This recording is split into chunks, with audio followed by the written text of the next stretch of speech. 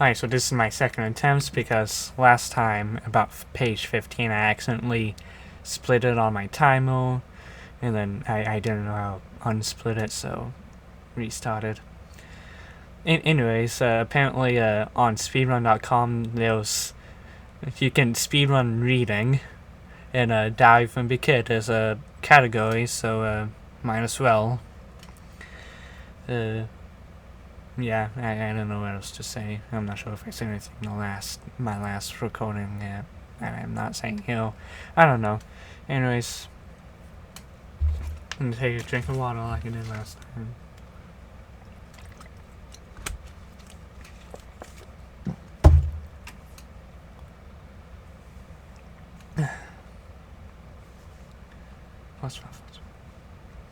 First of all, let me get something straight. This is a journal, not a diary. I know what it says on the cover, but my mom went out to buy this thing. I specifically told her to get one that didn't say diary on it. Great, all I need was some joke to catch me killing this book around and get the wrong idea. Sissy, the other thing I want to clear up right away is that this was mom's idea, not mine. But if she says I'm going to write down my feelings in here or whatever, she's crazy.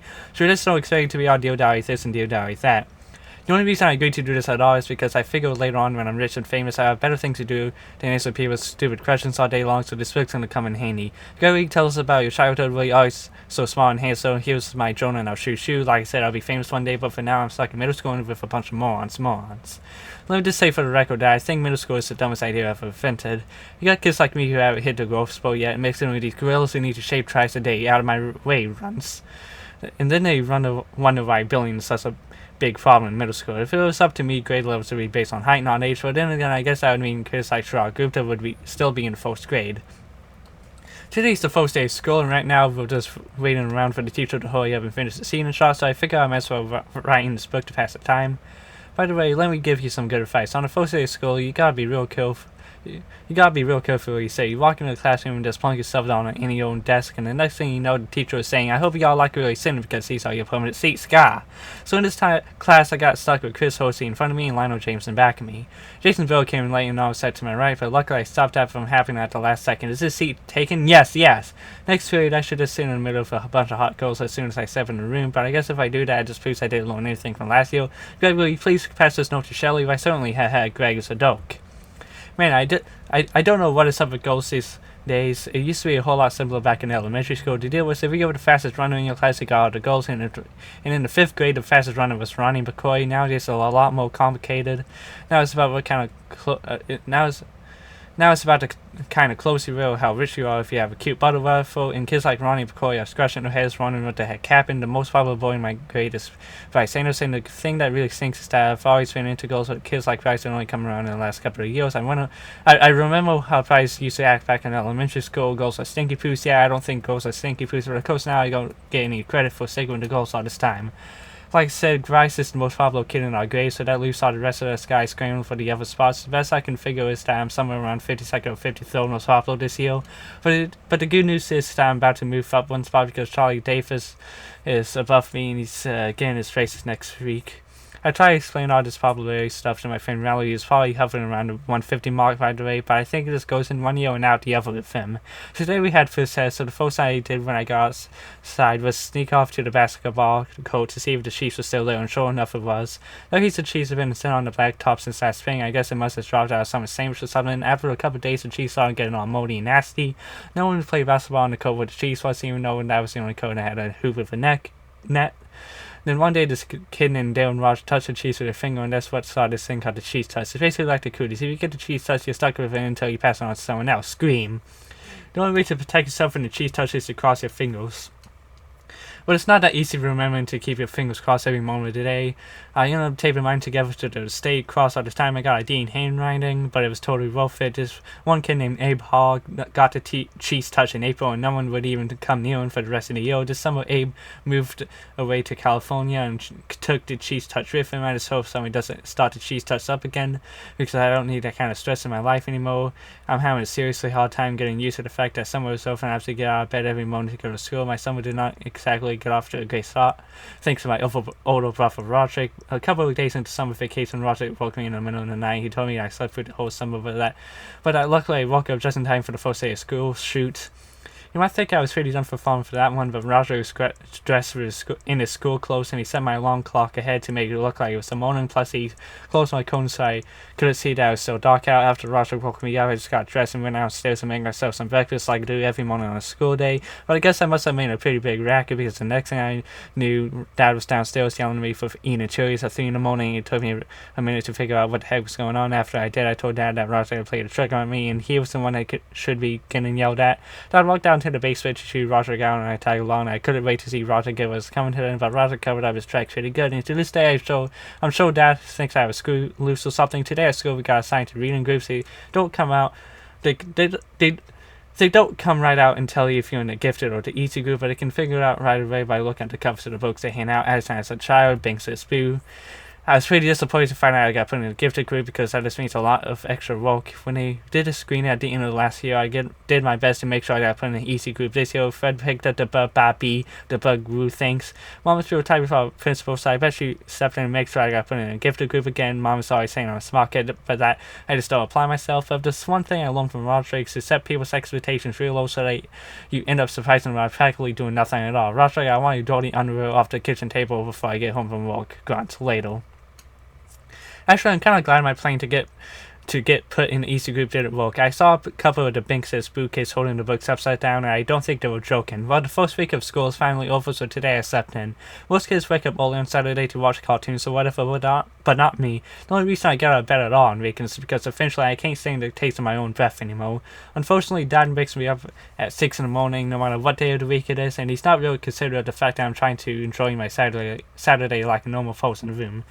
I didn't have anything to do today, so I just headed up to Riley's house. Riley's technically my best friend, but it's definitely subject to change. I've been phoning Riley since the first day of school, and when he did something that really annoyed me, we were getting our stuff from our lockers at the end of the day, and Riley came up to me and said, "Want to come over to my house and play?" I've told Riley at least a billion times that now that we're in middle school, you're supposed to hang out and I'll play, but no matter how many nugs I give him, he always forgets next time.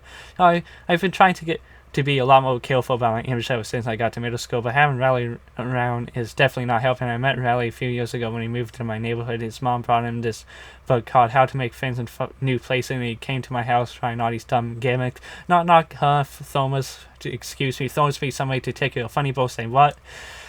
I guess I kind of felt sorry for Riley, and I decided to take him under my wing. It's been great having him around, mostly because I get to use all the tricks Roderick pulls on me. Did you know that if your hand is bigger than your face, it's a sign of low intelligence? Really? Ha, got you, Rav. But do I have low intelligence? Let me check again. You know how I said I play all sorts of pranks on Riley? Well, I have a little brother named Manny. I could never get away from pulling, and I could never get away with pulling any of that stuff on him. Mom and Dad protect Manny like he's a prince or something, and he never gets in trouble, even if he really deserves it. Yesterday, Manny drew a self-portrait on my bedroom door in permanent marker. I thought Mom and Dad were really going to let him have it, but as usual, I was wrong. Aww. But the thing that bugged me the most about Manny is the nickname he has for me. When he was a baby, he couldn't pronounce brother, so he started calling me Bubby, and he still calls me that now, even though I keep trying to get Mom and Dad to make him stop. Luckily, none of my friends have found out yet, but believe me, I've had some really close calls. Happy birthday, guys. Hey, this one says it's to Bubby. Must have been a mistake. Mom makes me help Manny get ready for school in the morning. After I make Manny's breakfast, he carries his cereal bowl into the family room and sits on his plastic potty. C's for cooking cookies for me, ha. And when it's time for him to go to daycare, he gets up and dumps whatever he did eat right in the toilet dump. Mom is always getting on me about not finishing my breakfast, but if she had to scrape cornflakes out of the bottom of a plastic potty every morning, she wouldn't have much of an appetite either. I don't know if I mentioned this before, but I'm super good at video games. I bet I could beat anybody in my grade head-to-head. Unfortunately, Dad does not exactly appreciate my skills. He's always getting on me about going out and doing something active. So tonight after dinner, when Dad started hassling me about going outside, I tried to explain how with video games you can play sports like football and soccer, and you don't even need to get all hot and sweaty. But as usual, Dad didn't see my logic. Dad is a pretty smart guy in general, but when it comes to common sense, sometimes I wonder about him, Sam. I'm sure Dad would dismantle my game system and we could figure out how to do it, but luckily the people who make these things make them parent-proof. Dang nab these fancy gadgets.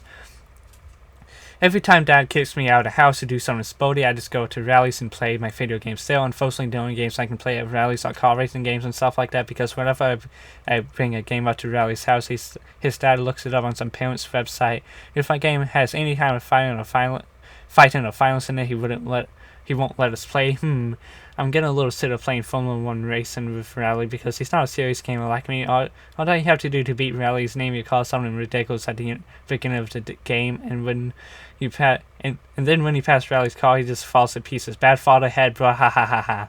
Anyways, after I got done mopping the floor of Rally today, I headed home. I ran through the neighbor's sprinkler a couple of times to make it look like I was all sweaty, and that seemed to do the trick for Dad. Woo. But my trick kind of backfired because as soon as Mom saw me, she made me go upstairs and take a shower. I guess Dad must have been pretty happy with himself for making me go outside yesterday because he did it again today. It's getting pretty annoying to have to go up to Rally's every time I want to play video games. It's this weird kid named Fegley who lives halfway between my house and Rally's, and Fegley is always hanging out in his front yard, so it's pretty hard to avoid him. Want to see my sacred freckle? No thanks. Fegley's in my phys ed class at school, and he has this whole made-up language like when he needs to go to the bathroom, he says juice, juice. Us kids have pretty much figured Rally out right now, but I don't think the teachers have really caught on yet. Okay, kid, gee whiz. God. Today I probably would have gone up to Rally's on my own anyway because my brother Roger and Spain were practicing down in the basement. Roger's Spain is really awful, and I can't stand being home when they're having rehearsals. His fan is called Loaded Diaper, only he's spelled Loaded Diaper on Roderick's fan. You might think he spelled it that way to make it look cool about it, but if you tell Roderick how Loaded Diaper is really spelled, it'd be news to him. Dad was against the idea of Roderick starting a band, but Mom was all for it. She's the one who bought Roderick's first drum set. I think Mom has this idea that we're all going to learn to play instruments and then become one of the same bands like you see on TV. Dad really hates heavy metal, and that's the kind of music Roger and his band play. I don't think Mom really cares what Roger plays or listens to, because the whole all music's the same. In fact, earlier today, Roger was listening to one of his CDs in the family room, and Mom came in and started dancing. That really bugged Roger, so he drove off to the store and came back 15 minutes later with some headphones, and I pretty much took care of the problem. Yesterday, Roger got a new heavy metal CD and had one of those parental warning stickers on it. I've never gotten to listen to one of those parental warning CDs because Mom and Dad never let me buy them in the mall, so I realized the only way I was going to get a chance to listen to Roger's CDs was if I snuck it out of the house. This morning after Roger left, I called up Rally and told him to bring his CD player to school, and I went out in the CD room, Roderick's room, and took the CD off his rack. You're not allowed to bring personal music players to school, so we had to wait to use it until after lunch when the teachers let us outside. As soon as we got to change, me and Rally snuck around the back of the school and loaded up Roderick's CD. But Rally forgot to put batteries in the CD player, so it was pretty much worthless, and I came up with this great idea for a game. The object was to put a headphones on your head and then try and shake them off without using your hands. The winner was whoever could shake the headphones off in the shortest amount of time. I had a record of 7.5 seconds, but I think I might have shook some of my feelings loose with that one. Right in the middle of our game, Mrs. Craig came around the corner and caught us red-handed, and she took the music player away from me and started chewing us out. But I think she had the wrong idea about what we were doing back there. She started telling us how rock and roll was evil and how it's going to ruin our brains. I was going to tell her that there wasn't even any batteries in the CD player, but I could tell she didn't want to be interrupted, so I just waited until she was done, and then I said, "Yes, ma'am." But right as Mrs. K was about to let us go, Riley started blubbering about how he doesn't want rock and roll to ruin his brains. Honestly, sometimes I don't know about that boy. Well, now I've gone and done it. Last night, after everybody was in bed, I snuck downstairs to listen to Roderick's CD on the stereo in the family room. I put Roderick's new headphones on and cranked up the volume really high, then I hit play. First, let me just say I can definitely understand why they put that parental warning sticker on the CD. But I only got to hear about 30 seconds of the first song before I got interrupted. It turns out I didn't have the headphones plugged into the stereo, so the music was actually coming through the speakers on the headphones. Then I marched out to my room and shut the door behind him, and then he said, "Let's you and me have a talk, friend." Whatever Dad says friend that way, you know you're in trouble. The first time Dad ever said friend like that to me, I didn't get that he was being sarcastic, so I kind of let my guard down. Friend equals good.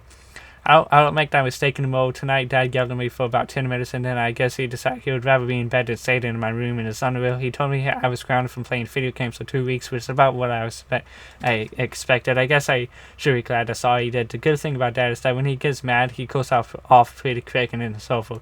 Usually, if he messes up in front of Dad, he just throws whatever he's got his hands at you. Good time to screw up, bad time to screw up. Mom has a totally different style when it comes to punishment. If you mess up and Mom catches you, the first thing she does is to take a few days to figure out what your punishment should be. And while you're waiting, you do all these nice things to try and get off easier. I just dusted the dining room for the heck of it. How thoughtful of you. But then after a few days, right when you forget you're in trouble, that's when she lays it on you. Are we having fun? Yeah, no video games so weak. This video game game's a whole lot tougher than I thought it would be.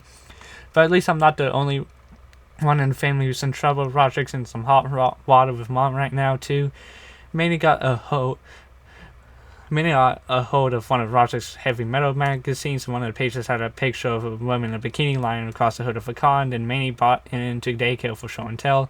Anyway, I don't think Mom was too happy about getting that phone call. I saw the magazine myself, and it honestly wasn't anything to get worked up over, but Mom must have allowed that kind of stuff in the house. Roderick's punishment was that he had to answer a bunch of questions Mom wrote out for him. Did owning this magazine make you a better person? No. Did it make you more popular at school? No. How do you feel about having owned this type of magazine now? I feel ashamed. Do you have anything you want to say to women for having owned this official magazine? I am sorry, woman.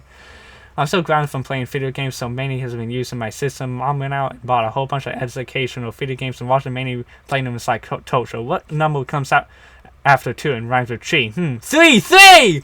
The good news is that I finally figured out how to get some of my games past Riley's dad. I spurred one of my discs and Manny's to suffer in the alphabet case, and that's all it takes. At school today, they announced that school government elections are coming up. To be honest with you, I never had any interest in student government, but when I started thinking about it, I realized getting elected thresholds could totally change my situation at school. We cheerleaders are tired of riding to games in the same bus as those in the band. Let me see what I can do. And even better, we jocks just need an air pump to inflate only football. Yeah, sorry, I can't help you with that. Then we several things about running for treasurer, because if anyone ever cares about other big ticket positions like president and vice president. So I figure if I sign up tomorrow, the treasurer job is finished mine for the taking. Today I went and put my name on the list to run for treasurer. Unfortunately, this kid named Marty Poto has run for treasurer too, and is real brainy at math. So this might not be as easy as I thought. I told Dad that I was running for student government, and he seemed pretty excited. It turns out he ran for student government when he was my age, and he actually won. Dad dug through some old boxes in the basement and found one of his campaign posters. Integrity, honestly, know how to thank Catholic for secretary. I thought the poster idea was pretty good, so I asked Dad to drive me down to the store to get some supplies. I loaded up on poster board and markers, and I spent the rest of the night making all my campaign stuff. So let's just hope these posters work. I brought my posters into school today, and I have to say they came out pretty good. Do you want Monty Potter to be your treasurer? Hey, you're dropping all money, you fool. Good dog. Remember in second grade how Monty Potter had headlights itches? Do you really want him touching your money? I started hanging my posters up as soon as I got in, but they were only up for about 3 minutes before Vice Principal Rory spotted them. Mr. Rory said you weren't allowed to write fabrications about the other candidates, so I told Mr. Rory that the thing about the headlights was true and how it practically closed down the whole school when it happened, but he took down all my posters anyway, so today Monty Potter was going around handing out lollipops to buy himself votes while my posters were sitting in the bottom of Mr. Rory's trash can. I guess this means my political career is officially over. Well, it's finally October, and there are only 30 days left until Halloween. Halloween's my favorite holiday, even though Mom says I'm getting too old to go trick-or-treating anymore. Halloween is Dad's favorite holiday too, but for a different reason. On Halloween night, while all the other parents are handing out candy, Dad is hiding in the bushes with a big trash can full of water, and if any teenagers pass by our driveway, he drowns them. Yeah! I'm not sure Dad really understands the concept of Halloween, but I'm not going to be the one who spoils this fun. Trick-or-treat, haha. Tonight was the opening night of the Crosswind High School haunted house, and I got Mom to agree to take me and Riley. Riley sold out of my house wearing his Halloween costume from last year. When I called him earlier, I told him to just wear regular clothes, but of course he didn't listen.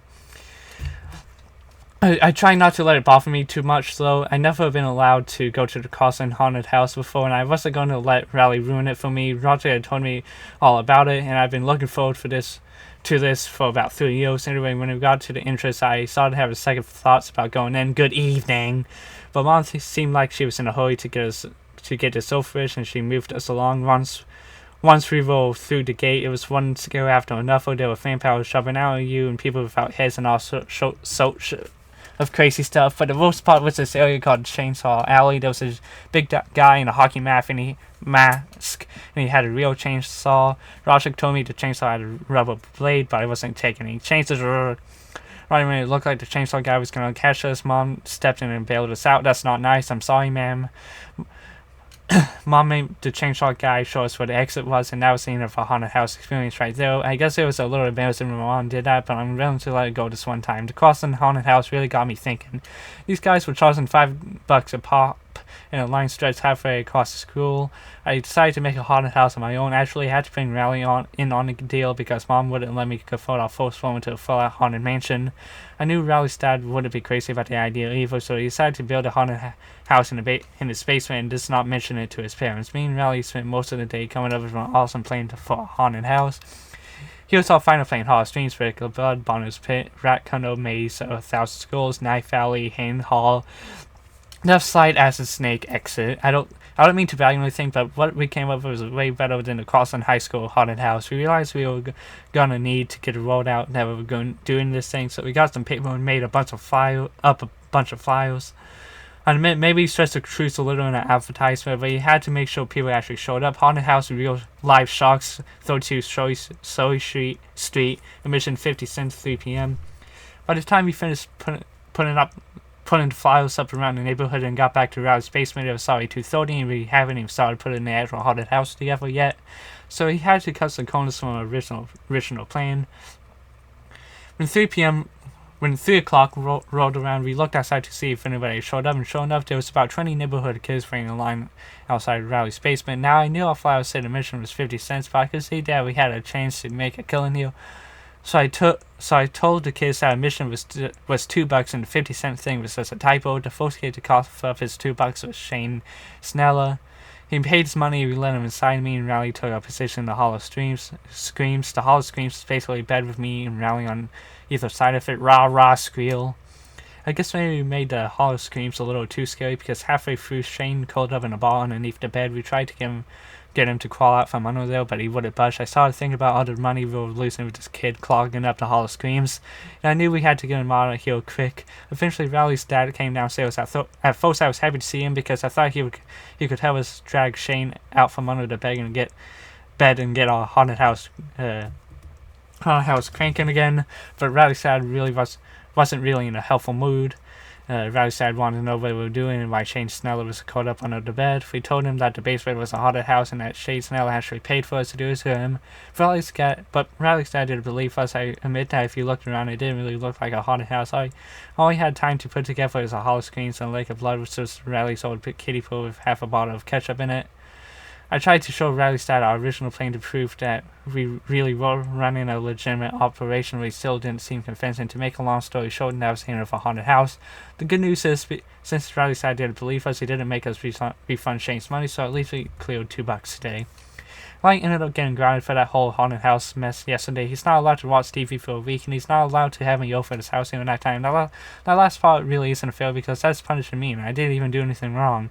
And now where am I supposed to play my video games? Anyway, I felt kind of bad for Rally, so tonight I tried to make it up for him. I turned on one of Rally's favorite TV shows, and I did a play-by-play over the phone so he could kind of experience it that way. Wow, look at the size of that flamethrower. Oh yeah, never mind. I did my best to keep up with what was going on the screen, but to be honest with you, I'm not sure if Rally was getting the full effect. I bet this part is going to be funny. Whoop, ha ha ha. I was right, it was funny.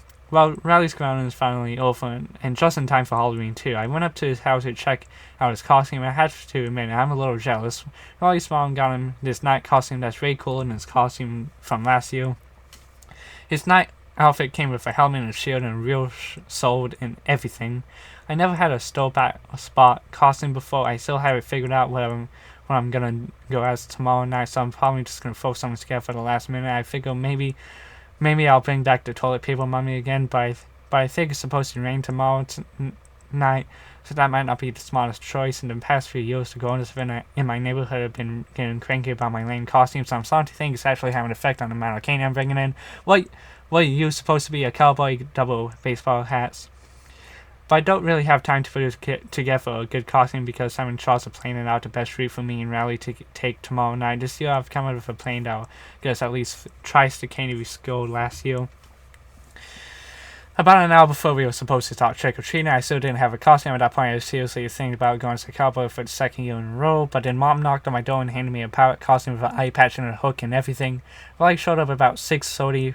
wearing a snack costume, but it didn't look anything like it looked yesterday. Riley's mom made all these safety improvements to it, and you couldn't even tell what they were supposed to mean anymore. She cut out a big hole in the front of his helmet so he could see better, and covering up with all this reflective cape. She made him wear his winter coat underneath everything, and she replaced the sword with a glow stick. I grabbed my pillowcase, and me and Riley started to head out, but Mom stopped us before we could get out the door. I want you to take Manny with you. Man, I would have known. Man, I should have known there was a catch when Mom gave me that costume. I told Mom there was no way we were taking Manny with us because we were going to hit 152 houses in 3 hours, and plus we were going to be on Snake Road, which is way too dangerous for a little kid like Manny. I should have never mentioned that last part because the next thing I knew, Mom was telling Dad he had to go along with us and make sure he did a step foot on the side. We did a step foot outside our neighborhood. Dad tried to screw him out of it, but once Mom makes up her mind, there's no way he can change the slam. Before we even got off our own driveway, we ran into our neighbor Mitchell. Mitchell and his kid Jeremy, so of course they tagged along with us. Manny and Jeremy wouldn't trick-or-treat at any houses with spooky decorations on them, so that ruled out pretty much every house on our block. Then Mr. Mitchell started talking about football or something, and every time one of them wanted to make a point, they started walking blah blah blah blah blah blah blah blah blah blah blah blah, so we were hitting only about one house every 20 minutes.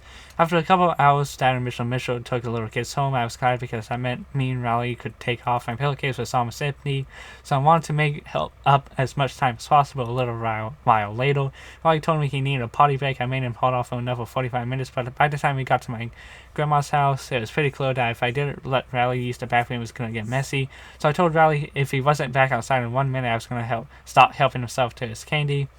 After that, we headed back out on the road, but it was already 10:30, and I guess that's when most grown-ups decide Halloween sofa. You can kind of tell because that's when they start coming to the door in their pajamas and giving you the evil eye. We decided to head home. We made up a lot of time after Dad and Minnie left, so I was pretty satisfied with how much candy we took, and when we were halfway home, this pickup truck came rolling down the street with a bunch of high school kids in it. The kid in the back was holding a fire extinguisher, and when the truck passed by us, he opened fire. I have to give Riley credit because he blocked about 95% of the water with his shield, and if he hadn't done that, all our candy would have gotten soaked. When the truck drove away, I yelled out something I regretted. About 2 seconds later, while calling the cops, the driver slammed on the brakes and turned his truck around. Me and Riley saw him running, but those guys were right on our heels. The only place I could think of that was safe was Grandma's house, so we cut through a couple of back hours to get there. Grandma was in bed already, but I knew she keeps a key on the mat on her front porch. Once we got inside, I looked out the window to see if those guys had followed us, and sure enough they did. I tried to trigger them to leave them, but they wouldn't budge. Well, I guess now that we're safe in our own house, you can't get us. After a while, we realized the teenagers were going to raid us out, so we decided we were just going to have to spend the night at Grandma's. That's when we started getting cocky, making monkey noises at the teenagers and whatnot. Well, at least I was making monkey noises. Riley was kind of making owl noises, but I guess it was the same general idea. Ooh, ooh, ee, ee, ah, ah, hoo, hoo. I called Mom to tell her we were going to trash at Grandma's for the midnight.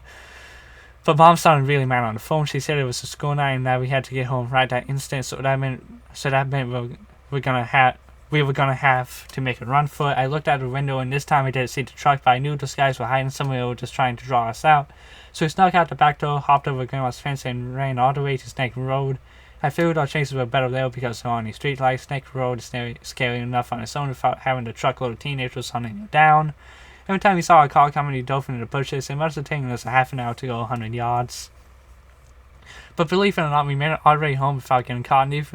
Neither one of us let our guard down until we got to our driveway. But right then there was this awful scream, and we saw a big wave of water coming towards us. Splash. Man, I forgot all about that, and we totally paid the price for it. Whoopsie he.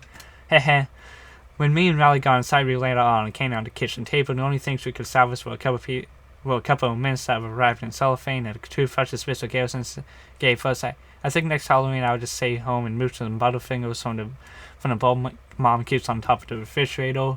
On the bus ride into school today, we passed by Grandma's house. It got rolled of toilet paper last night, which I guess was no big surprise. I do feel a little bad because it looked like it was going to take a long time to clean up. But on the bright side, Grandma was retired, so she probably didn't have anything planned for today anyway, and thought Peeling was an unread or fish head teacher.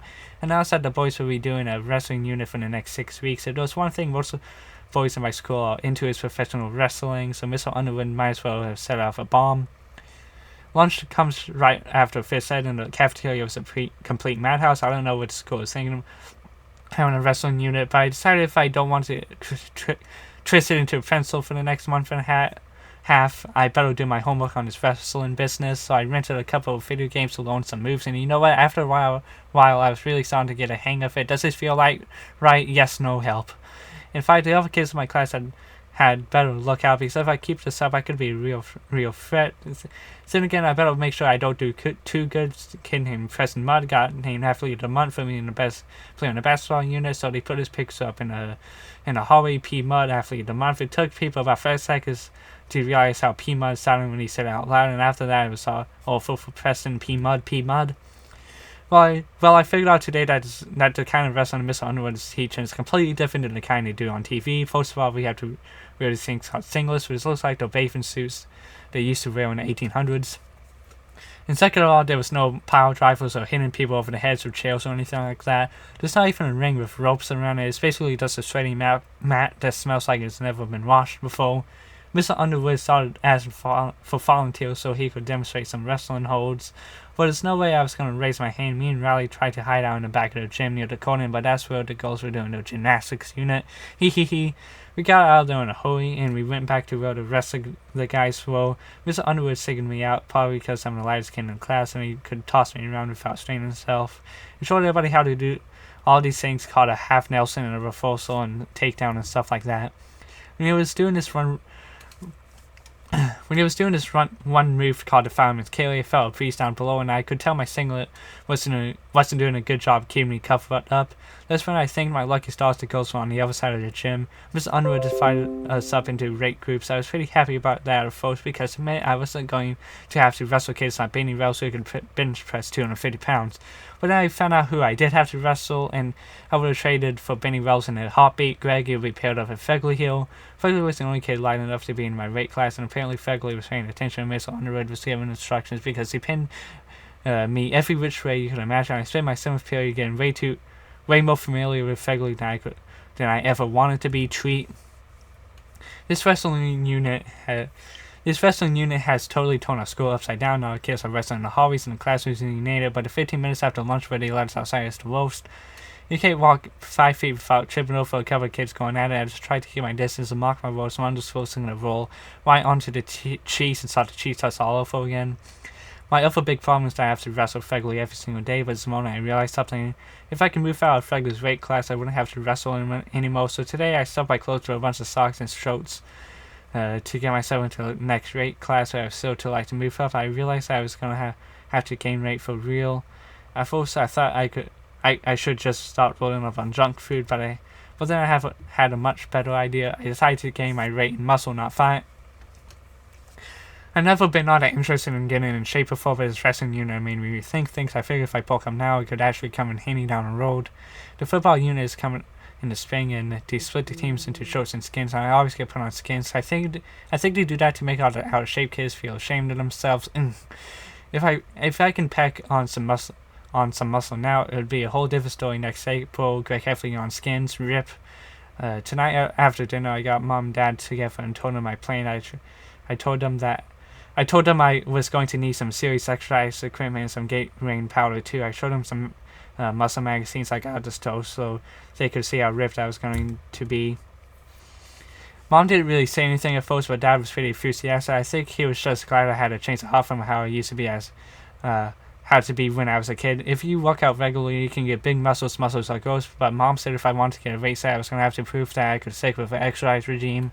She said I could do that by doing sit-ups and jumping jacks for 2 weeks. I had to explain that the only way to get totally bulked up was to get the kind of high-tech machines at the gym, but Mom didn't want to hear it. The Dad said if I wanted a bench press, I should keep my fingers crossed for Christmas, but Christmas is a month and a half away. If I get pinned by Fegley one more time, I'm going to have a nervous breakdown, so it looks like Mom and Dad aren't going to be any help, and that means I'm going to have to take matters into my own hands as usual. I couldn't wait until start my weight training program today, even though Mom wouldn't let me get the equipment I needed. I wasn't going to let that hold me back. So I went into the fridge and emptied out the milk and orange juice and filled the jars with sand that I taped into a broomstick, and I had myself a pretty decent barbell. After that, I made a bench press out of an iron bowl and some boxes. Once I had that all set, I was ready to do some serious lifting. I needed a sparring partner, so I called Rally, and he showed up at my door wearing some ridiculous get up. I knew I made a mistake in finding him. I made Rally use the bench press first, mostly because I wanted to see if the broomstick was going to hold up. He did about 5 reps and he was ready to quit, but I wouldn't let him. That's what a good training partner was for, to push you behind you, but beyond your limits. 15 more, come on. I knew Rally wasn't going to be as serious about lift rating as I was, so I decided to try an experiment to test his dedication. In the middle of Rally's set, I went and got his phony nose and mustache Roger has in his junk drawer. And right when Rally had the barbell in the down position, I leaned over and looked, and then flew. Sure enough, Rally totally lost his concentration. He couldn't even get the barbell off his chest. I thought about helping him out, but then I realized that if Rally didn't get serious about walking out, he was never going to get into my left foot gas spuddle. I eventually had to rescue him because he saw it bad in the milk jar to like the sand leak out. After Rally got off the bench press, it was time for my set, but Rally said he didn't feel like walking out anymore and he went home. You know, I figured he'd pull something like that, but I guess you can't expect everyone to have the same kind of dedication as you. Today in geography, we had a quiz, and I have to say I've been looking forward to this one for a long time. This quiz was on state capitals, and I sit in the back of the room right next to this giant map of the United States. All the capitals are written in big red print, so I knew I had this one in the bag. But right before the test got started, Patty Phil piped up from the front of the room. Teacher. Patty told Mr. Ivor that he should cover up the United States map before we got started, and that's catch Patty. So thanks to Patty, I ended up flunking the quiz, and I will definitely be looking for a way to pay her back for that one. Tonight, Mom came up to my room and she had a flyer in her hand. As soon as I saw it, I knew exactly what it was. It was an announcement that the school was having trials for winter play. Man, I should have thrown that thing out when I saw it on the kitchen table. I begged her not to make me sign up. Those school plays are always musicals, and the last thing I need is to have to sing a solo in front of the whole school. But all my begging seemed to do was make Mom more sure that I should do it. Mom said that the only way that I was going to be well-rounded was by trying different things. Dad came into my room to see what was going on. I told Dad that Mom was making me sign up for the school play, and that if I had to start going to play practices, it would totally mess up my weightlifting schedule. I knew that would make Dad take my side. Dad and Mom argued for a few minutes, but Dad was no match for Mom, so that means tomorrow I've got to audition for the school play. The play they're doing this year is The Risk of the Forest. A lot of kids came wearing costumes for the parts they were trying out for. I never even seen the movie So for me, it was like walking into a freak show. Mrs. Norton, the music director, made everybody sing My Country 'Tis a Feast so she could hear our singing voice. I did my singing tryouts with a bunch of other boys whose mom made them come too. I tried to sing as quietly as possible, but of course I got singing out anyway with a lovely soprano. I have no idea what a soprano is, but from the way some of the girls were giggling, I knew it wasn't a good thing. Trials went on forever. The grand finale came with auditions for Dorothy, who I guess is the lead character in the play, and who should try out first for Patty Phil. I thought about trying out for the part of the rich because I've heard that in the play, the rich does also the mean things to Dorothy, but then somebody told me there's a good rich and a bad rich, and with my luck, I'd end up getting picked to be the good one. I was hoping Mrs. Norton would just cut me from the plane, but today she said that everybody who tried out was going to get a part, so lucky me. Mrs. Norton showed the Risk of the Forest movie, so everyone would know the story. I was trying to figure out what part I should play, but pretty much every character has to sing or dance at one point or another. But about halfway through the movie, I figured out what part I want to sign up for. I'm going to sign up to be a tree because 1, they don't have to sing, and 2, they get to beam Dorothy with apples. Getting to peg Patty Phil with apples in front of a live audience would be my dream come true. I may actually have to thank Mom for making me do this play once it's all over. After the movie ended, I signed up to be a tree. Unfortunately, a bunch of other guys had the same idea as me, so I guess there are a lot of guys who have a bone to pick with Patty Phil. Well, like Mom always says, be careful what you wish for. I got picked to be a tree, but I don't know if that's such a good thing. The tree costumes don't really have armholes, so I guess that rules out any apple throwing. I should probably feel lucky that I got a speaking part at all. They had too many kids trying out and not enough roles, so they had to start making up characters. Rodney James tried out to be the Tin Man, but he got stuck with being a shrub. Remember how I said I was lucky to get a speaking part? Well, today I found out I only have one line in the whole play. I say when Dorothy picks an apple off my branch, ouch. That means I have to go to a 2-hour practice every day just so I can say one stupid word. I'm starting to think Rodney James had a better job as the shrub. He found a way to sneak a video game into his costume, and I bet And I'll bet that really makes the time go by beep boop, beep boop. So now I'm trying to think of ways to get Mrs. Norton to kick me out to play, but when you only have one word to say, it's really hard to mess up your lines. Ouch! The play is only a couple of days away, and I have no idea how we're going to pull this thing off. First of all, nobody's bothered to learn the lines, and that's all Mrs. Norton's fault. Dealing with host, so Mrs. Norton whistles everyone's lines to them from the side of the stage. I'll get you, my pretty. I'll get that, you're pretty. I wonder how it's going to go next Tuesday when Mrs. Norton is sitting at her piano 30 feet away. Another thing that's screwing everything else that Mrs. Norton keeps adding new scenes and new characters. Yesterday, she brought in this first grader to play Dorothy's dog, Toto.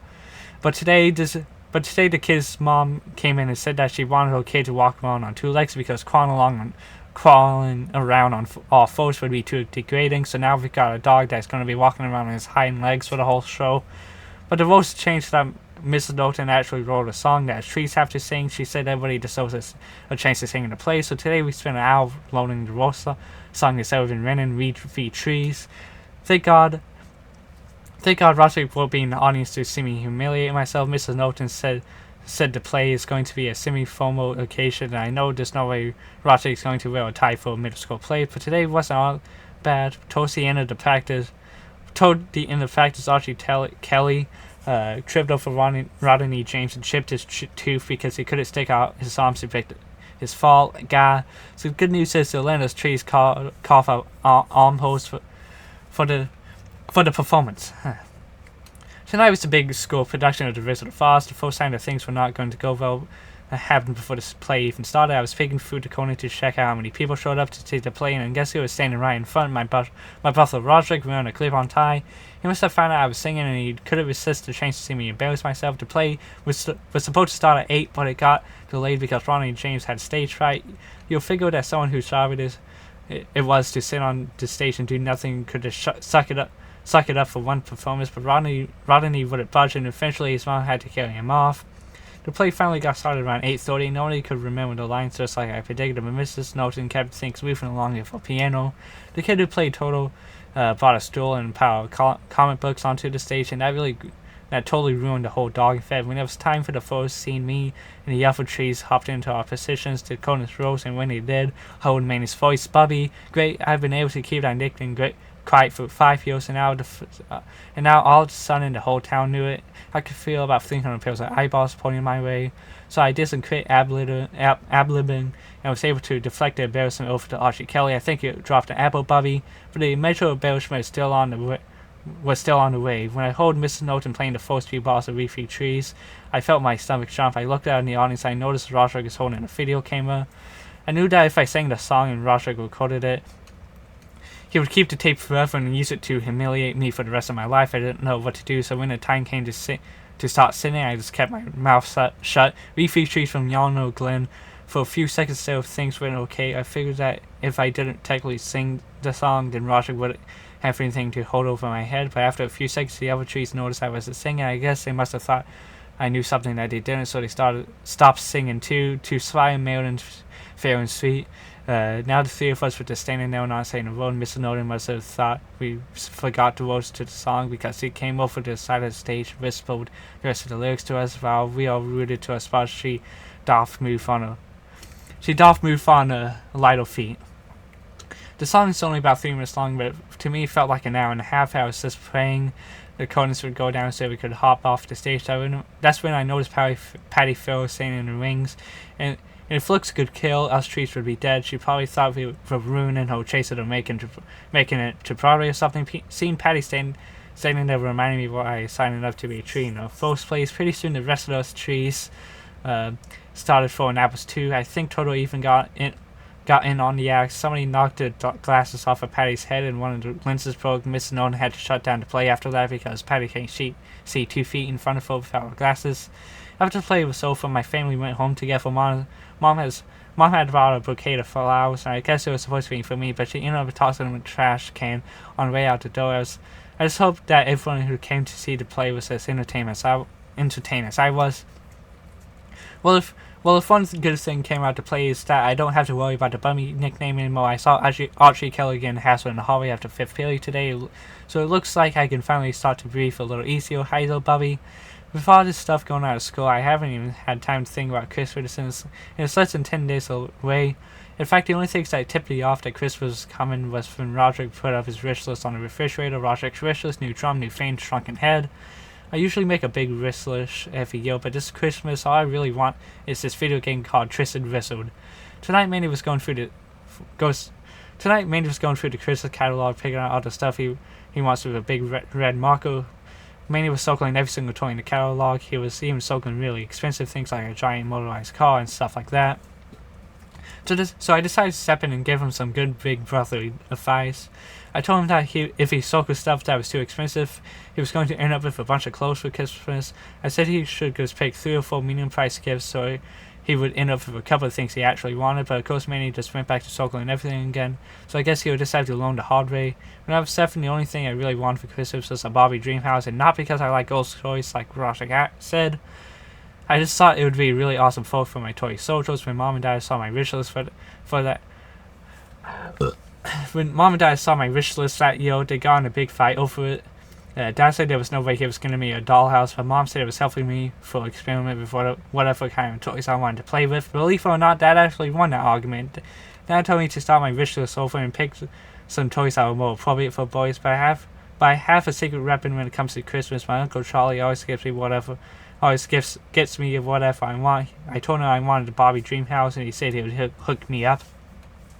On Christmas, when Uncle Charlie gave me my gift, it was not what I asked for. He must have walked into the toy store and picked up the first thing he saw that had the word Barbie in it. So if you ever see a picture of me while I'm holding a beach fun Barbie now, at least you know the whole story. Dad wasn't real happy when he saw that what Uncle Charlie got me. He told me he either throw it out or give it away to charity, but I kept it anyway. And okay, I took it out of the box and played with it once or twice. That's how I ended up in an emotional room 2 weeks later with a pink Barbie shoe stuck in my nose. And believe me, Russia never let me hear the end of that. Tonight, me and Mom went out to get a gift for the giving tree at church. The giving tree is basically a Secret Santa kind of thing where you get a gift for someone who's needy. Mom picked out a red wool sweater for giving tree guy. I tried to talk Mom to get something a lot cooler like a TV or slushy machine or something like that. Because imagine all you get on Christmas was a wool sweater. I'm sure I'll give tree guy will throw his sweater in the trash along with the 10 cans of yams sent his way during the Thanksgiving food drive. When I woke up this morning and went downstairs, there was about 1 million gifts under the Christmas tree, but when I started digging around, there were hardly any gifts with my name on them. But mainly made out like a bandit. He got every single thing he sold in the catalog, no lie, so I bet he's glad he didn't listen to me. I did find a couple things with my name on them, but they were mostly books and socks and stuff like that. I opened my gifts in the corner behind the couch because I don't like opening gifts near Dad. Whenever someone else opens a gift, Dad scoops right in and clears up after them. I gave Manny a toy helicopter, and I gave Roger a book about rock bands. Roger gave me a book too, but of course he didn't wrap it. The book he got me was Special Little Cutie. Little Cutie's the most common in a newspaper. And Roger knows how much I hate it. I think this is the fourth year in a row I've gotten a Little Cutie book from him. 10 cans of yam we sent his way during the Thanksgiving food drive. I give Mom and Dad their gifts. I get them the same kind of thing every year, but parents eat that stuff up. Thanks. The rest of the relatives started showing up around 11, and Uncle Charlie came at noon. Uncle Charlie brought a big trash bag full of gifts, and he pulled my present out of the top of the bag. The package was the exact right size and shape to be a Tristan Whistled game, so I knew Uncle Charlie came through for me. Mom got the camera ready and I told open my gift, but it was just an 8x10 picture of Uncle Charlie. I guess I didn't do a good job at hiding my disappointment, and Mom got mad. All I can say is I'm glad I'm still a kid, because if I had to act happy about the kind of gifts grown-ups get, I don't think I could pull it off. I know the perfect place for this. I just knew you would love it, plus this house. I went up to my room to take a break for a while. A couple of minutes later, Dad knocked on my door. He told me he had my gift for me out in the garage, and the reason it was out there because it was too big to wrap. And when I walked down to the garage, there was a brand new rate set. That thing must have cost a fortune. I didn't have the heart to tell Dad that I kind of lost interest in the whole weightlifting thing when the wrestling unit ended last week, so I just said thanks instead. I think Dad was expecting me to drop down and start doing some reps or something, but I just excused myself and went back inside. About 6 other relatives cleared out. I was sitting on the couch watching Manny play with his toys, feeling pretty sorry for myself. Then Mom came up to me and said that she found a gift behind the piano with my name on it, and it said from Santa. The box was way too big for Tristan whistled, but Mom pulled the same big box trick on me last year when she got me a memory card for my video game system, so I ripped open the package and pulled out my present, only this wasn't Tristan whistled either. It was a giant red wool shredder.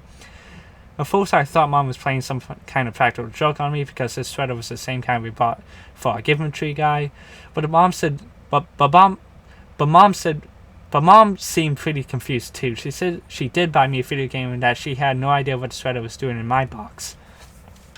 And then I figured it out. I told Mom there must have been some kind of mix-up, and I got a gift tree guy's gift and he got mine. Mom said she used the same kind of wrapping paper for both of our gifts, so she must have written the wrong names on the tags. But then Mom said that this was really a good thing because the gift tree guy was probably really happy he got such a great gift. It's a Christmas miracle.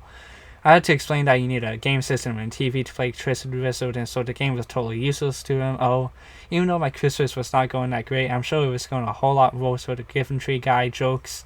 I had decided to throw in the towel for this Christmas, and I headed up to Riley's house. I forgot to get a gift for Riley, so I just slapped a ball on a little cutie bug Rosa gave me, and that seemed to do the trick. Riley's parents have a lot of money, so I can always count on them for a good gift. But Riley said that this year he picked out my gift himself, and he brought me outside to show me what it was. From the way Riley was having his present, I thought he must have gotten me a big screen TV or a motorcycle or something, but once again I let my hopes get too high. Riley got me a big reel. I guess I would have thought it was a cool gift when I was in the 3rd grade, but I had no idea what I'm supposed to do with one now. Riley was so enthusiastic about it that I tried my best to act like I was really happy. Anyway, thanks. We went back inside and Riley showed me his Christmas loot. He sure got a lot more stuff than I did. He even got Tristan Whistle, so at least I can play it when I come up to his house until Riley's dad finds out how violent it is. And boy, I've never seen someone as happy as Riley with his little cutie book. His mom said it was the only thing on his list that he didn't get. Well, I'm glad someone got what they wanted today is a Christmas miracle. In case you're wondering what I'm doing in my room at 9 p.m. on New Year's Eve, let me fill you in. Earlier today, me and Manny were horsing around in the basement. I found a tiny black ball of thread on the carpet, and I told Manny it was a spider. Then I hold it open and pretended like I was going to make him eat it. Yeah, scream, squeal. Right when I was about to let Manny go, he slapped my hand and made me drop the thread, and guess what? That fool swallowed it. Gulp. Well, Manny completely lost his mind. He ran upstairs to where Mom was, and I knew I was in big trouble. Manny told Mom I made him eat a spider. I told her there was no spider in that. It was just a tiny ball of thread. Mom brought Manny over to the kitchen table. Then she put a seed, a raisin, and a grape on a plate and told Manny to point to the thing that was the closest in size to the piece of thread he swallowed. Manny took a while to look over the things on the plate. Then he walked over to the refrigerator and pulled out an orange. So that's why I got sent to bed at 7, and I'm not downstairs watching the New Year's Eve special on TV. And that's also why my only New Year's resolution is to never play with Manny again. I found a way to have some fun with the big reel Riley got me for Christmas. I came up with this game where one guy rides down the hill and the other guy tries to knock him off with a football. Riley was the first one down the hill and I was the throw. Streak. It's a lot harder to hit a moving object than I thought. Plus, I didn't get a lot of practice. It took Riley like 10 minutes to walk the big reel back up the hill after every trip down. Riley kept asking to switch places and I have me to be the one who rides the big wheel, but I'm no fool. The thing was hitting 35 miles an hour and it didn't have any brakes. Do you want to have a tone now? Paint? No thanks, I'm not as good as you. Anyway, I never did knock Riley off the big wheel today, but I guess I have something to walk over the rest of Christmas vacation. I was heading up to Riley's today to play our big wheel game again, but Mom said I had to think about Christmas thank yous before I went out anywhere. I thought I could just crank out my thank you cards in half an hour, but when it came to actually writing them, my mind went blank. Let me tell you, it's not easy writing thank you notes for stuff you didn't want in the first place. I started with the non-clove items because I thought they would be easiest, but after 2 or 3 calls I realized I was practically writing the same thing every time. So I wrote off a general form on the computer with blanks for the things I needed to change. Writing the calls from there was a beast. Dear Aunt Lydia, thanks so much for the awesome encyclopedia. How do you know I wanted that for Christmas? I love the way the encyclopedia looks on my shelf. All my friends will be so jealous that I have my very own encyclopedia. Thank you for making this the best Christmas ever. Sincerely, Greg. My system worked out pretty well for the first couple of gifts, but after that, not so much. Dear Aunt Loretta, thank you so much for the awesome paints. How do you know I wanted that for Christmas? I love the way the paints look on my legs. All my friends will be so jealous that I have my very own pants. Thank you for making this the best Christmas ever. Sincerely, Greg. I finally knocked Rally off the big wheel today, but it didn't happen the way I expected. I was trying to hit him in the shoulder, but I missed, and the football went under the front tile. Rally tried to break his fall by sticking out his arm, so he landed pretty hard on his left hand. I figured he would just shake it off and get right back on the bike, but he didn't. I tried to cheer him up, but all the jokes that usually crack him up walking, so I knew he must be hurt pretty bad. Hey, look at me, I'm your dad. Sniff, haha. Christmas vacation is over, and now we're back at school. And you remember Rally's big wheel accident? Well, he broke his hand, and now he has a real cast. And today everyone was crowding around him like he was a hero or something. Does it still hold? A little, I guess. You poor thing. I tried to cast in on some of Rally's new popularity, but it totally backfired. I'm the one who broke his hand, you meanie. At lunch, a bunch of girls invited Rally over to a table so they could feed him. What really takes me off about that is that Rally's right hand and his left hand that's broken, so he could feed himself just fine. Here comes the airplane yum yum. I realized Rally's injury thing is a pretty good racket, so I decided it was time for me to have an injury of my own. I took some gauze from home and I wrapped up my hand to make it look like I was hurt. It's a raging infected caused by a splinter that was left untreated. I couldn't figure out why the ghosts weren't swarming me like they swarmed Rally, but then I realized what the problem was. See, the cash is a great gimmick because everyone wants to sign their name on it, but it's not exactly easy to sign gauze with a pen. So I came up with a solution that I thought was just as good. Would you like to be the first one to sign my sympathy sheet? The idea was a total bust too. My bandage did end up attracting attention from a couple of people, but believe me, they were not the type of people I was going for. Can I pick your infection and go away? Last week we started this third quarter of school, so now I have a whole bunch of new classes. One of the classes I signed up for is something called independent study. I wanted to sign up for home economics 2 because I was really good at home ec 1, but being good at soon doesn't really buy you popularity points at school. Hey, look, Greg has a post. Actually, it's an embroidered book bag. Okay, Posty. Anyway, this independent study thing is an experiment to try now at school for the first time. The idea is that the class gets assigned a project, and then you have to work on it together with no teacher in the room for the whole quarter. The catch is that when you're done, everyone in your group gets the same grade. I found out that Ricky Fisher is in my class, which could be a big problem. Ricky's big claim to fame is that he'll pick the gum off the bottom if it gets intruded if we pay him 50 cents, so I don't really have high hopes for our final grade. Today we got our independent study assignment, and guess what it is? We have to build a robot. At first everybody kind of freaked out because we thought we were going to have to build a robot from scratch, but Mr. O'Donnell told us we didn't have to build an actual robot. We just need to come up with ideas for what a robot might look like and what kind of things it would be able to do. Then he left the room and we were on our own. We started brainstorming right away. I wrote down a bunch of ideas on a blackboard. The robot would do my homework, do the dishes, make my breakfast, brush my teeth. Everyone was pretty impressed with my ideas, but it was easy to come up with them. All I did was write down all the things I hate doing myself. But a couple of the girls got up to the front of the room, and they had some ideas of their own. They erased my list and drew up their own plan.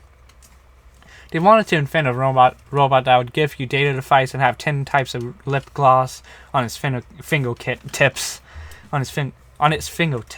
All us guys thought it was the stupidest idea we've ever heard, so we ended up splitting into 2 groups, girls and boys. The boys went to the other side of the room while the girls stood around talking. Now that we had all the serious focus in one place, that's sexist, we got to work. Someone had the idea that you can say your name to a robot and it would say it back to you. Hi Bob, it's really nice to meet you, Bob. But then someone else pointed out that you shouldn't be able to use bad words for your name because the robot shouldn't be able to code. So we decided we should come up with a list of all the bad words the robot shouldn't be able to say. We came up with all the regular bad words, but then Ricky Fisher came up with 20 more the rest of us had never even heard before. So Ricky ended up being one of the most valuable contributors on this project. Right before the bell rang, Mr. Darnell came back in the room to check on our progress. He picked up the piece of paper we were writing on and read it over. To make a long story short, independent studies canceled for the rest of the year. At least it is for us boys. So if the robots in the future are going around with cherry lip gloss or fingers, at least you know how it all got started. In school today, they had a general assembly and showed the movie It's Great to Meet Me, which they show us every year. The movie is all about how you should be happy with who you are and not change anything about yourself. To be honest with you, I think that's a really dumb message to be telling kids, especially the ones at my school. It's great to meet me, ha ha ha, stuff. Later on, they made an announcement that there are some openings on the safety patrols, and that got me thinking. If someone picks on a safety patrol, it can get them suspended. The way I figure it, I can use any extra protection I can get. Plus, I realized that maybe being in a position of authority could be good for me. Can we please cross the street now? Nope, but we've been staying here for an hour. I went down to Miss Lewinsky's office and signed myself up, and I got Rally to sign up too. I thought Miss Lewinsky would make us do a bunch of chin-ups or jumping jacks or something to feel up for the job, but he just handed us our belts and badges on the spot. Miss Lewinsky said the openings for a special assignment. Our school is right next to the elementary school, and they've got a half-day kindergarten there. He wants us to walk the morning session kids home in the middle of the day. I realized that meant we would miss 20 minutes of pre-algebra. Riley must have figured that out too, because he started to speak up. But I gave him a wicked pinch underneath the desk before he could finish his sentence, but we would miss Yahoo! I couldn't believe my luck. I was getting instant bully protection and a free pass from half of pre-algebra, and I didn't even have to lift a finger. Today was the first day of safety patrols. Me and Rally did technically have stations like all the other patrols, so that means we don't have to staying out in the freezing cold for an hour before school, but that didn't stop us from coming to the cafeteria for the free hot chocolate they hand out to the other patrols before homeroom.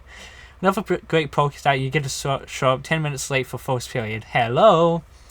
I'm telling you, I got it made with this safety patrol thing. At 12:15, me and Rally left school and walked to kindergarten's home. The whole trip ate up 45 minutes, and there were only 20 minutes of pre-algebra left when we got back. Walking the kids home was no sweat, but one of the kindergartners started to smell a little funny. I think maybe he had an accident in his pants. He tried to let me know about it, but I just stared straight ahead and kept walking. Okay, I'll take these kids home, but believe me, I didn't sign up for any diaper duty. Today snowed for the first time this winter, and school was canceled. It was supposed to have a test in pre-algebra, and I kind of slacked off ever since I became a safety patrol, so I was psyched. I called Rally and told him to come over. Me and him have been talking about building the world's biggest snowman for the past couple of years now, and when I say the world's biggest snowman, I'm not kidding. Our goal is to get into the Guinness Book of World Records, but every time we've gotten serious about going for the record, all the snow has melted, and we've missed our window of opportunity, so this year I want to get started right away. When Riley came over, we started rolling the first snowball to make the base. I figured the base was going to have to be at least 8 feet tall on its own if we wanted to have a shot at breaking the record. But the snowball got real heavy, and we had to take a bunch of breaks in between rolls so we could catch our breath. Grunt Reese. During one of our breaks, Mom came outside to go to the grocery store, but our snowball was blocking our comments, so we got a little free label out of her, Grunt Reese. After a break, me and Riley pushed that snowball until we couldn't push it any farther, but when we looked behind us, we saw the mess we had made. The snowball had gotten so heavy that I tore up all the sod that had just laid down this fall, and I was hoping it would snow a few more inches and coming up tracks, but just like that, it stopped snowing. I was planning to build the road's biggest snowman. It was starting to fall apart, so I came up with a better idea for a snowball. Every time it snows, the kids from Rolling Street use our hill for sledding, even though this isn't a neighborhood. So tomorrow morning, when the Rolling Street kids come marching up our hill, me and Riley are going to teach those guys a lesson. Rumble, rumble. When I woke up this morning, the snow was already starting to melt, so I told Riley to hurry up and get down to my house while I was waiting for Riley to show up. I watched Manny trying to build a snowman out of piddly clumps of snow that were left over from our snowball. It was actually kind of pathetic. I really couldn't help doing what I did next. Unfortunately for me, right in the moment, Dad was at the front window. Yeah. Dad was already mad at me for tearing up his saw, so I knew I was in for it. I opened the garage door open, and I saw Dad coming outside. He marched right out carrying the snow shovels, and I thought I was really going to have to make him run for it. But Dad was heading for my snowball, not me, and in less than a minute, he reduced all hard work to nothing. Riley came by a few minutes later. I thought he might actually get a kick out of what happened, but I guess he had his heart set on rolling that snowball down the hill, and he was really mad. But get this, Riley was mad at me for what Dad did. told Riley he was being a big baby and we got in a big shoving match. Right when it looked like we were going to get in an all-out fight, we got ambushed from the street. It was a hit and run by the Rolling Street kids, and if Miss Lafine, my English teacher, was there, I'm sure she would have said the whole situation was ironic. Today at school they announced there was an opening for the cartoonist job in the newspaper. There's only one comic slot, and up until now this kid named Ryan Little had been hogging it all to himself. Ryan has this comic named Rocky Dog, and when it started off it was actually pretty funny, but lately Ryan's been using this strip to handle his personal business. I guess that's why they gave him the axe, Rocky Dog, Ryan Little. Hey, Rocky Dog, say something funny. Actually, I have something serious on my mind today. Seriously, if you're reading this, Ryan is very sorry you kissed your best friend Rachel behind the lockers. He hopes you can find it in your heart to forgive him. P.S. Barry Bomber, you still owe Ryan $5, you bum. As soon as I heard the news, I knew I had to try out. Rocky Dog made Ryan Little a celebrity out of school, and I wanted to get in on some of that kind of fame. I had a taste of what it's like to be famous at my school when I won honorable mention in this anti-smoking contest they had. All I did was trace a photo from one of Roderick's heavy metal magazines, but luckily nobody ever found out. Don't smoke or you'll look like me. The kid who won first place is named Chris Codney, and what kind of takes me off is that Chris smokes at least a pack of cigarettes a day. Don't smoke is a joke. Me and Riley decided to team up and do a cartoon together, so after school today he came over to my house and we got to work. We banged out a bunch of characters real quick, but that turned out to be the easy part. When he tried to think up some jokes, we kind of hit a wall. I finally came up with a good solution. I made up a cartoon where the punchline of every strip is Zooey Mama.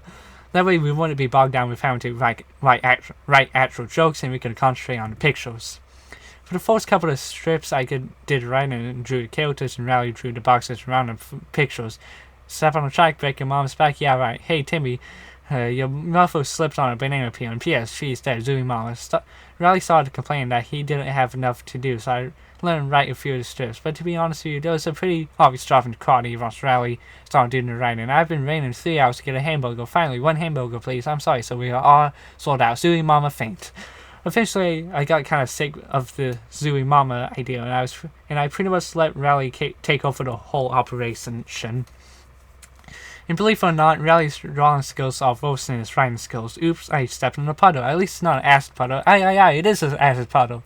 Zooey Mama. I told Riley maybe we should come up with some new ideas, but he just wanted to keep writing Zooey Mamas. Then he packed up his comments and went home, which was fine by me. I don't really want to be partnering up with a kid who doesn't draw notices anyway. After Riley left yesterday, I really got to work on some comments. I came up with this character called Crane and Creedon, and I got on a roll. Crane and Creedon, my Greg Heffley. Hi, my name is Creedon. No, it isn't. Your name is Stuart Pitt. Oops, hi, I'm stupid. Ha ha ha ha. I must have banged out 20 strips, and I didn't even break a strip. I wonder what's in this cute little box. That's not a box. That's a brick, you dumb moron. Oops, I've been trying to open it all day. Doctor, could I have a new butt? My old one has a crack in it. Creighton, I told you a million times, everybody's butt has a crack in it. Oh yeah, I forgot. The great thing about these Crane and Creedon comments is that with all these idiots running around in my school, I will never run out of new material. When I got to school today, I took my comments to Mr. Ira's office. He's the teacher who runs the new school newspaper. But when I went to turn my strips in, I saw there were a pile of comments from other kids who were trying out for the job. Most of them were pretty bad, so I wasn't too worried about the competition. Goals Rule by Tabisha Cuddle and Lisa Russell. Don't rock near our lunch table. Tyler Green. Yeah, you're not even cute. Ha ha ha ha ha ha ha ha ha. Goals Rule. Extreme Skaters. I'm gonna do this rad jump, whatever. Yo, dude, watch out for that telephone wire. Here I go. Dawn. Ouch. I sure am glad I wore my helmet. The end. One of the comments was called Dumb Teachers, and it was written by this kid named Bill Tritt. Bill's always in detention, so I guess he has a bone to pick with just about every teacher in the school, including Mr. Ira.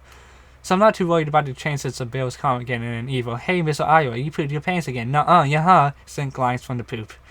There were actually one or two decent comments in the bin, but I slipped them under a pile of paperwork on Mr. Ira's desk. Hopefully those ones won't turn up in time in high school. Today, doing morning announcements, I got the news I was hoping for, and the new cartoonist for the school paper was Greg Heffley. The paper came out today at lunchtime, and everybody was reading it. I really wanted to pick up a copy to see my name in print, but I decided to just play it cool for a while instead. I said at the end of the launch table so there would be plenty of rooms for me to start signing autographs with my new fans, but nobody was coming over to tell me how great my comic was. I started to get the feeling something was wrong. I grabbed the paper and went to the bathroom to check it out, and when I saw my comic, I practically had a heart attack. Mr. Ivan told me he had made some minor edits to my comic. I thought he just meant he fixed spelling mistakes and stuff like that, but he totally butchered it. The comic he ruined some of my favorite ones, too. In the original, Creighton is taking a math test, and he accidentally eats it, and then the teacher yells at him for being such a moron. By the time Mr. Ivor was done with it, you practically couldn't recognize it as the same strip. Creighton the Curious, steered by Gregory Heffrey's teacher. If x plus 43 equals 89, divided with xb, Creighton, x would be 46 kids. If you want to learn more about math, make sure to visit Mr. Humphrey during his office hours. So visit the library and check out the newly expanded math and science section. So I'm pretty sure I will be signing autographs anytime soon. Teacher's pet. Me and Riley were enjoying our hot chocolate in the cafeteria with the rest of the patrols today, and there was an announcement on the loudspeaker. Riley Jefferson reported to Mr. Winsky's office immediately. Riley went down to Mr. Winsky's office, and when Riley came back 15 minutes later, he looked pretty shaken up. Apparently, Mr. Winsky got a call from Perry who said they witnessed Riley terrorizing the kindergartners when he was supposed to be walking them home from school, and Mr. Winsky was really mad about it. Riley said Mr. Winsky yelled at him for about 10 minutes and said his actions disrespected the badge. You know, I think I might know what this is all about. Last week, Riley had to take a quiz here in 4th period, so I walked the kindergartners home on my own. It had rained that morning, and there was a lot of worms on the sidewalk, so I decided to have some fun with the kids. But the neighborhood lady saw what I was doing, and she yelled at me from a front porch. It was Mrs. Iveen, who is friends with Riley's mom. She must have thought I was Riley because I was following his coat. I wasn't about to correct the evil. Riley Jefferson, the professor was going to hear about this. Yes, ma'am. I forgot about the whole incident until today. Anyway, Mr. Winsky told Riley he's going to have to apologize to the kindergartners tomorrow morning, that he's suspended from patrols for a week. I knew I should probably just tell Mr. Winsky it was me who chased the kids with the worms, but I wasn't ready to set the record straight just yet. I knew if I confessed I would lose my hot chocolate privileges, and that right there was enough to make me keep quiet for the time being. At dinner tonight, Mom could tell someone was bothering me, so she came up to my room afterward to talk. I told her I was in a tough situation and I didn't know what to do. I got to give Mom credit for how she handled it. She didn't try and get all the details. All she said was that I should try and do the right thing because it's our choices that make us who we are. I figured that's pretty decent advice, but I'm still not 100% sure what I should do tomorrow. Well, I was up all night tossing and turning over this rally situation, but I finally made up my mind. I decided the right thing to do was just let Riley take one for the team. This time around, I'm sorry I terrorized you children. On the way home from school, I came clean with Riley and told him the whole truth about what happened and how it was me who chased the kids with worms. Then I told him there was lessons we could both learn from this.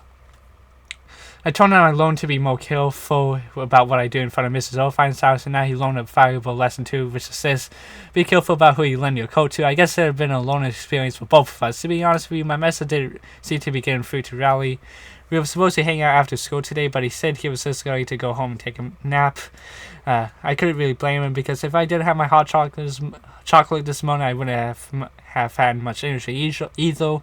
When I got home, Mom was waiting for me at the front door to do the right thing. Yeah, Mom told me out to get some ice cream as a special treat, and what this whole episode has taught me is that every once in a while it's not such a bad idea to listen to your mother. There was enough of an announcement on the last video today, and to be honest with you, I thought I figured this one was coming. Greg carefully please report to Mr. Winsky's office. I knew it was just a matter of time before I got busted for what happened last week. When I got to Mr. Winsky's office, he was really mad. Mr. Winsky told me that an anonymous source had informed him that I was the real culprit in the worm tracing incident. He told me I was released from my safety patrol duties effective immediately. Well, it doesn't take a detective to figure out that the anonymous source was Riley. I can't believe Riley ran backstab me like that while I was sitting there being chewed out by Mr. Winsky. I'm thinking I need to remember to give my friend a lecture about loyalty. Later on today, Riley got reinstated as a patrol, and get this, he actually got a promotion. Mr. Winsky said Riley had exhibited dignity on a false suspicion. I thought about really letting Riley have it for running me out like that, but then I realized something. In June, all the officers in the safety patrols go on a trips to Six Flags, and they get to take along one friends. I need to make sure Riley knows I'm his guy. Let me get this for you, Captain. Like I said before, the worst part of getting kicked off safety patrols is losing a hot chocolate privileges. Every morning I go to the back door of the cafeteria so Riley can hook me up, but even my friend got deaf who is too busy kissing the other officers' butts to notice me at the window. In fact, now that I think about it, Riley's been totally giving me the cold shoulder lately, and that's really lame, because if I recall correctly, he's the one that sold me out. Even though Riley had been a total joke lately, I tried to break the ice with him today anyway, but even that didn't seem to work. Hi, pal, piff. Ever since the Rome incident, Riley's been hanging out with Colin Lee every day after school. It really stinks that Colin is supposed to be my backup friend. Those guys have been acting totally ridiculous today. Riley and Colin were wearing these matching t-shirts and it made me just about want to vomit. Best friends. After dinner tonight, I saw Riley and Colin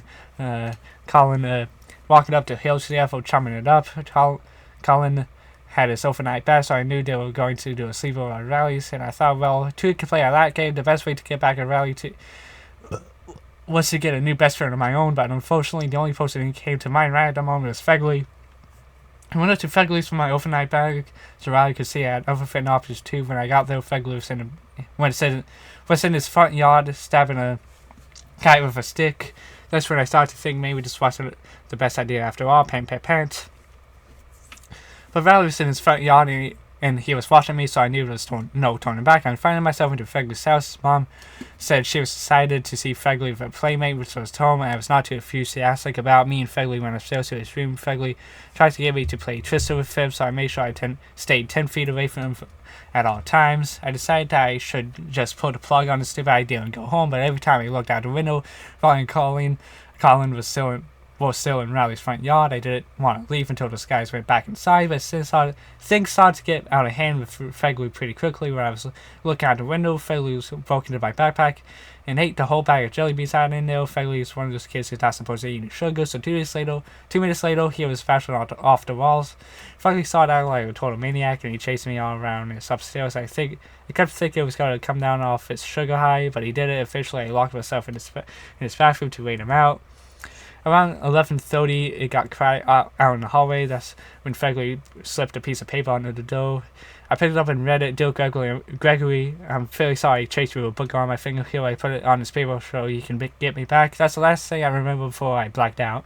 I came to my senses a few hours later. After I woke up, I cracked the door open and I heard snoring coming from Fegley's room, so I decided to make a run for it. Mom and Dad were not happy for me to forget them out of bed at 2 in the morning, but at that point I could really care less. Clack. Well, me and Riley have officially been ex-friends for about a month now, and to be honest with you, I'm better off without him. I'm glad I can just do whatever I want without having to worry about all that dead weight around. Lately, I've been hanging out in Roderick's room after school and going through his stuff. The other day, I found one of his middle school yearbooks. Roderick wrote on everybody's picture on his yearbook so he can tell how he felt about all the kids in his grade. Joke, cool. Every once in a while, I see Roderick's old classmates around town and I have to remember to thank Roderick for making jokes a lot more interesting joke. For the page of Roderick's yearbook that's really interesting is the class favorites page. That's where they put pictures of the kids who get voted most popular and most talented and all that. Roderick wrote on his class favorites page too, most likely to use a seed, Bill Washington, Node, Happy Win. You know, this class favorites thing has really got me deals toning. If you can get yourself voted onto the class favorites page, you're practically immortal. Even if you don't live up to what you got picked for, it doesn't really matter because it's on permanent record. People still treat Bill Watson like he's something special, even though he ended up dropping out in high school. We still run into him at the food barn every once in a while. Will that be paper or plastic, man? So here's what I'm thinking. The school year has been kind of a bust, but if I can get voted as a class favorite, I'll go out on a high note. I've been trying to think of a category I've shot at, most popular, most athletic. Most popular and most athletic, I'll definitely out, so I'm going to have to find something that's a little bit more in reach. At first, I thought maybe I should wear really nice clothes for the rest of the year so I can get best dressed.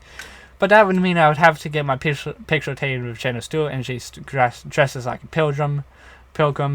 Last night I was laying in bed and it hit me. I should go for class clown. It's not like I'm known for being real funny at school or anything, but if I could pull out one big prank right before folding that could do it, thumbtack. Today I was trying to figure out how I was going to stick a thumbtack onto Mr. Wolf's chair in history when he said something that made me rethink my plan. Mr. Wolf told us he has a dentist appointment tomorrow, so we're going to have a substitute, something like Comic Gold. You can say just about anything you want, and you can't get in trouble. Greg Heffley, would please do this problem. Your mom, excuse me, your big fainting granny. Well, Holly thinks that's your slap happy grandpappy. I walked into my history class today ready to execute my plan, but when I got to the door, guess who the substitute teacher was? Hi, honey bunches. All the people enrolled to be our substitute was Mom. I thought Mom's days of being involved at my school were over. She used to be one of those parents who came in to help out in the classroom, but that all changed after Mom volunteered to be a chaperone for our field trip to the zoo when I was in 3rd grade. Mom had prepared also some material to help us kids appreciate the different exhibits, but all anybody wanted to do was watch the animals go to the bathroom, hee. Anyway, Mom totally failed my plan to win class clown. I'm just lucky it's not a category called Biggest Mama's Way, because after today I would win that one in a landslide. You forgot your lunch at home. The school paper came out again today. I quit my job as school cartoonist after creating a curious student came out, and I didn't really care who they picked to replace me, but everyone was laughing at the comments page at lunch. I picked up a copy to see what was so funny. I just realized I didn't explain it. So I picked up a copy to see what was so funny, and when I opened it up, I couldn't believe my eyes. It was Zooey Mama, and of course, Mr. Iowa didn't change a single word of Rally Slip. Zooey Mama by Rally Joe saying, "Hey, beautiful lady, do you want to go on a date with me? I'm not a lady, I'm just one of the stars of the long hill. So no thanks that I date Zooey Mama." So now Rally's getting all the fame that was supposed to be mine. Will you put us in our comments row? Even the teacher like kissing Rally's, but I almost lost during lunch when Mr. Roth dropped his chalk in history class. Zooey Mama, ha ha ha ha ha ha. The Zooey Mama thing had really got me woke up. Well, he's getting all the credit for a comment that we came up to the F.O. I figured the least he could do was put my name on the strip as a co-creator, so I went up to Rally after school and told him that was what he was going to have to do, but Rally said Zooey Mama was all his idea, and I didn't have anything to do with it. I guess we must have been talking pretty loud, because the next thing you know, we attracted a crowd. Fight. The kids at my school are always itching to see a fight. Me and Rally tried to walk away, but those guys weren't going to let us go until they saw us throw some punches. I've never been in a real fight before, so I didn't know how I was supposed to stay in a hold my fish or anything. You can tell Rally didn't know what he was doing either, because he just started facing around like a leprechaun. I was pretty sure I could take Rally in a fight, but to think that made me nervous with the fight that Rally takes karate. I don't know what kind of hocus pocus they teach in Rally's karate classes, but the last thing I needed was for him to lay me out right there on the blacktop. Before me and Rally made a move, there was a screeching sound in the school parking lot. A bunch of teenagers stopped a pickup truck and they started piling out. I was just happy that everybody's attention was on the teenagers instead of me and Rally. While the other kids took off and the teenagers started headed our way. And then I realized that these teenagers looked awfully familiar. That's when it hit me. These were the same guys who chased me and Rally around on Halloween night. And they had finally caught up with us, but before we could make a run for it, we had our arms pinned behind our backs. Those guys wanted to teach us a lesson for taunting them on Halloween night, and they started arguing over what they should do with us. But to be honest with you, I was more concerned about something else. The cheese was only a few feet from where we were standing on the blacktop. It was looking nasty with an effort. The big teenager must have caught my eye, because the next thing I know, he was looking at the cheese too, and I guess I gave him the idea he was looking for. Rally got singing out first. The big kid grabbed Rally and dragged him over the cheese. Now, I don't want to say exactly what happened next, because if Rally ever tries to run for president and somebody finds out what these guys made him do, he wouldn't have a chance. So I'll put it to you this way. They made Rally blank the cheese. Spuddle gas gag. I knew they were going to make me do it too. I started to panic because I knew I wasn't going to be able to fight my way out of this situation, so I did some fast talking instead. I would, but I'm allergic to dairy. And believe it or not, it actually worked. You're lucky, punk. I know.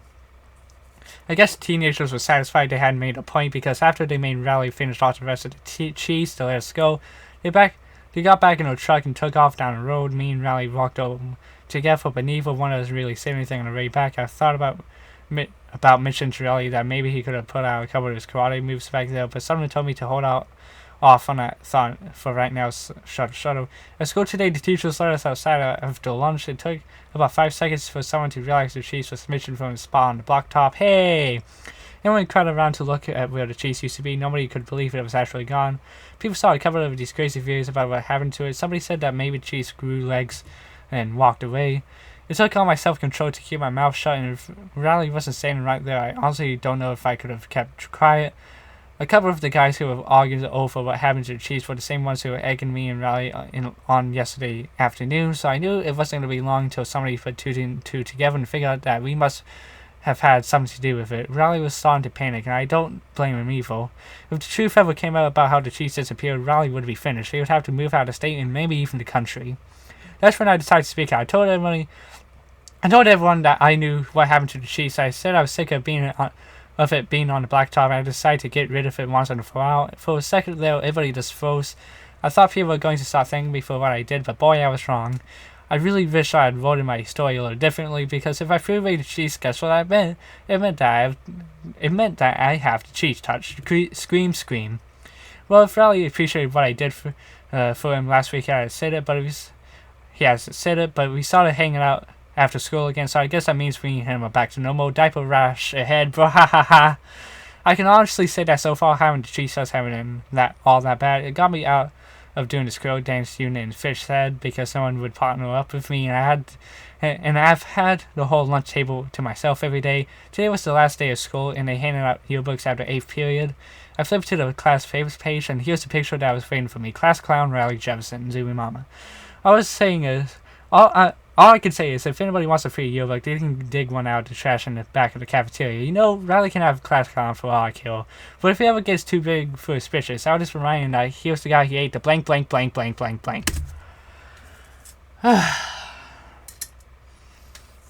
God. It's nearly an hour and a half of just talking.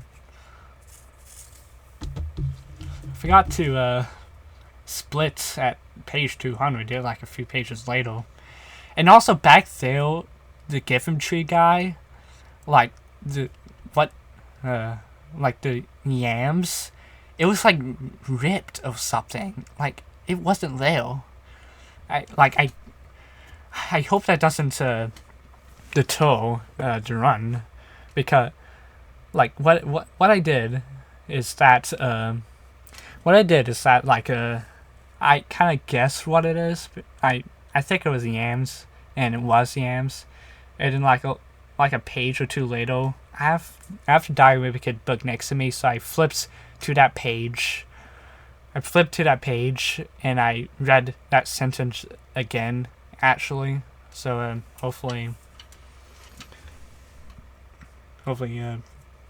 that's accepted. But anyway, and also I've probably said too much, because like in the rules, you know, you don't have to like say like sound effects or anything. It's when a character is depicted as speaking with a speech bubble, the dialogue must be read out loud. Thought bubbles indicating that a character is not speaking out loud do not have to be read when a note to another person is depicted in a diary. The context of the note must be read out loud. That's it. And then all of the text outside of Greg's typical diary writing, such as that depicted on a poster or blackboard, does not need to be read. But I did that. I mean, kind of just to be safe, I guess. I don't know. And I didn't read the day or month headings because that's not required. But yeah, that would put me at 4th place at Check-in Hill, which is out of 5 people, including me. I mean, it's not like I read the fastest. I mean, fastest is sub 1 hour at 56 minutes 25 seconds, which is really quick. But I mean, I'm happy with what time I got. Really, it is really just one attempt. It's just for shits and giggles, because there's a fucking reading. Just read it on speedrun.com, basically. I don't know why I can't speak. Anyway, I don't know, I guess that's it. See ya.